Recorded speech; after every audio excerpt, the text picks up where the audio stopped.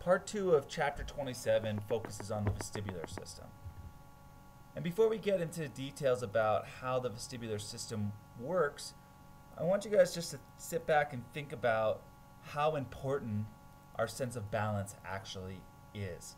It's something we take for granted, I think, when we're walking about, but it's pretty impressive how we're able to maintain balance, right? So imagine that this system has to operate so quickly, so instantaneously, in the sense that every step you take has to be carefully coordinated with all those muscles in your vision. And so actually walking down the street and not falling over is a pretty impressive task. And a good example of how instantaneous this system is looking at the vestibular ocular reflex, or the VOR. Right? So this is a reflex where if you focus on some object in the distance and then start moving your head around, and you should be able to maintain focus on that object.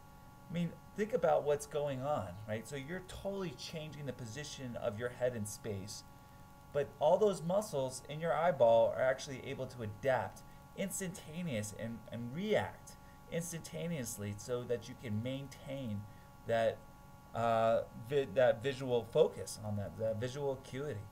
And so you can go and even whip your hair all around like Willow Smith and still maintain a certain semblance of focus.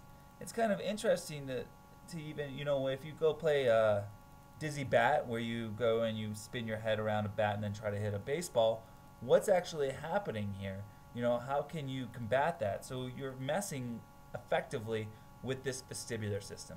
So what we're going to talk about in the next couple slides is effectively how the vestibular system works. And if you remember that the vestibulocochlear nerve, right, is CN8, right? So we're really dealing with this structure that's kind of paired together within it's actually, this whole structure is located within the temporal bone.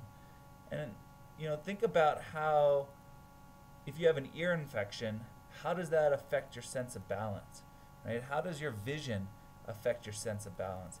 Think about how many different things tie into it. And what's really interesting is that these basic fundamental parts that make up the vestibular apparatus are really pretty simple in their concept.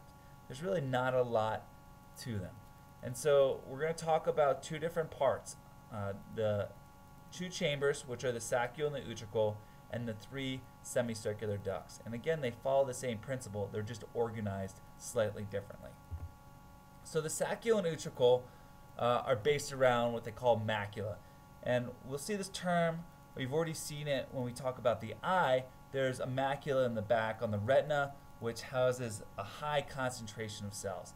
And within the saccule and utricle, the macula is going to be this high density of stereocilia, or hairs, kind of grouped together in this glycoprotein gelatinous mass.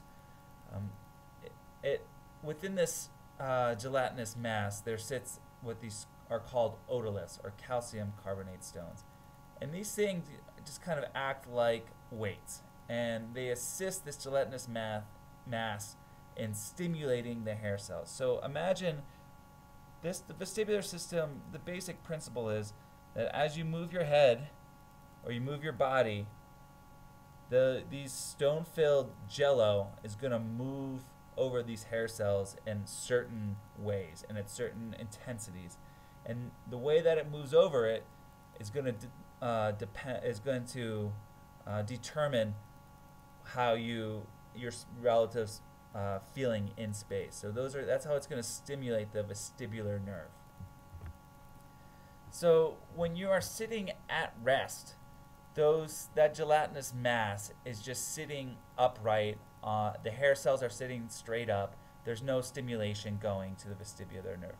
As soon as you move, that weighted membrane is going to move or bend the stereocilia, and it's going to send that signal that I'm moving, right? And so when you sense this is through acceleration of some point. And right, with the saccule, you're dealing with kind of linear acceleration where you're moving in one plane, and eventually you hit cruise control in your car, and you lose that sensation of acceleration and you come to a rest and you feel like you can operate normally even though you're traveling at 60 miles an hour. It's the same principle if you go skydiving. If you kind of go and jump out, you're gonna feel like, oh my gosh, I'm falling, till you hit terminal velocity, and then you don't really feel that same sensation as falling. You kind of feel like you're in a wind tunnel, but you don't feel like, oh my gosh, I'm falling. The semicircular ducts are really dealing with the same basic principle. They're just dealing with angular acceleration. And so there are 3 ducts, each set up 90 degrees from each other, so existing in the X, Y, and Z plane. And each one of those is filled with endolymph, which is the same stuff that you see in the cochlear duct. Right? So it's mostly this kind of gooey, potassium-rich stuff. Within each endolymph sits a crista ampullaris. So it's a structure that sits around some cilia. At the head of that crista ampullaris is a structure called a cupola, and sometimes you see that term, like at the White House has a cupola. It's kind of this bell tower, this dome-shaped appearance. And so the crista ampullaris, the cupola of the crista ampullaris is really where the action is happening. And so the cupola, what's happening is each one of these crista ampullaris and each one of these semicircular ducts is going to respond to different angular accelerations. So if you're kind of tumbling through space, depending on which plane you're tumbling in and how fast, you're going to stimulate each one of these things in a different intensity, in a different way.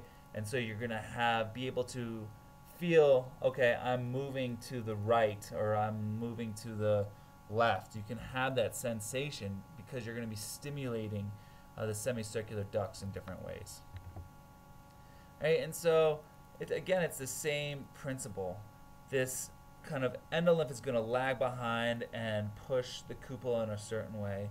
And again, alcohol is going to affect the concentration of endolymph, so it's going to respond and move differently over the cupola, and it's going to, your brain is not really in tune with what's going on visually, so you get this visual, you kind of get this feeling, even if you're just laying there in bed, you kind of have the spins, and what's happening is your body, the cues from your vestibular system are not adding up to the cues in your visual system. Your brain, your vestibular system saying, hey, I'm moving. Your eyes are saying, no, you're not, you idiot, you've just been drinking. And so you kind of have this motion where it feels like you're falling in space, but you're not actually doing that.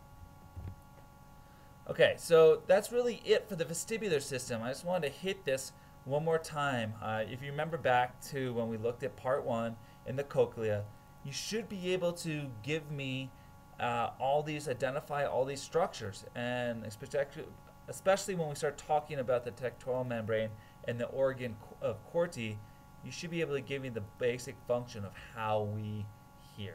And carrying on into the vestibular system, you should be able to just identify some of those basic structures, right? The semicircular ducts versus the saccule and the utricle, and then give me some basic functions associated